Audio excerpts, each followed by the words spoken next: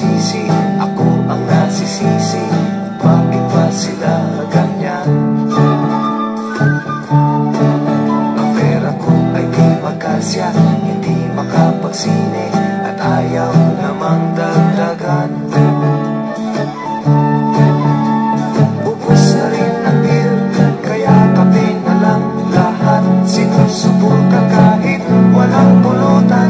Ang buhay ng tamad, walang hinaharap, di konting sarap man lang. Radyo, TV at mga lumang comics, wala nang ibang mapaglibangan.